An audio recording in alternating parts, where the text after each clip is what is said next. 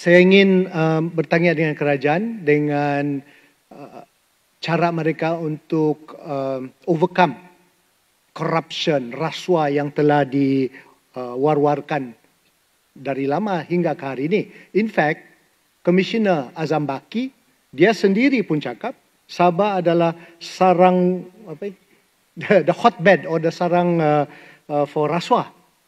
You know, it is the hotbed of graft.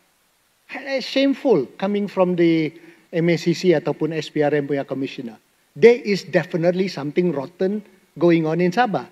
So solution dia terlampau banyak. Banyak orang cadangkan simpan SPRM officer dalam setiap kementerian, simpan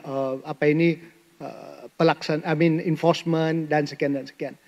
I think we need to set up ombudsman, some sort of an ombudsman body or person, di mana ombudsman ini akan bawa laporan kepada DUN.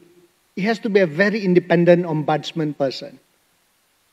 People can complain to them. And we have to create even probably laws, walaupun bercanggah sedikit dengan enforcement federal, we have to create laws di mana kita protect whistleblower di Sabah. We have to do this. We have to stop corruption supaya orang lebih confident and the future is confident. Do you know, Dato' Speaker, I was at a function baru-baru ini, and as a joke lah, this little boy said to me, I want to become a politician. Why? Dia bilang, they can escape corruption. Can you imagine sudah ada botak dia orang, a 13-year-old boy saying that to me? It's shameful. What have we become? Dato' Speaker, kita selalu dikenal sebagai mother of all problems lah dan sekian PTI lah, rasuah lah, sekian-sekian. It is bad. Sabah is not going the right compass. There is something wrong and we have to admit. And I want to ask YAB Ketua Menteri, apa kecadangan beliau dengan, setujukah beliau untuk, report to us what is happening with Sabah minerals mining? Because it's so shameful what's happening in Sabah. Ada orang akan cakap, oh, this is still in court dan sekian-sekian. No lah, come on. This involves our assets. We have lithium, we have cobalt, we have pelbagai minerals that we can use. Why give it to private sector? Give it to at least the management of Yayasan Sabah or something that you can trust. GLCs yang kita ada. We bring in the expert into kita punya agencies. Don't need to give it to private sector anymore. Orang bilang kita ada duit, tiada duit untuk melaksanakan. I think we can raise that money. We have to be brave enough to do all this, Dato' Speaker. And I would like dengan apa telah dibangkit pada sidang lepas, di mana YAB Ketua Menteri telah menjelaskan bahawa dia akan memberikan kita nama-nama syarikat-syarikat yang telah mendapat lesen peneroka, minings dan minerals di Sabah.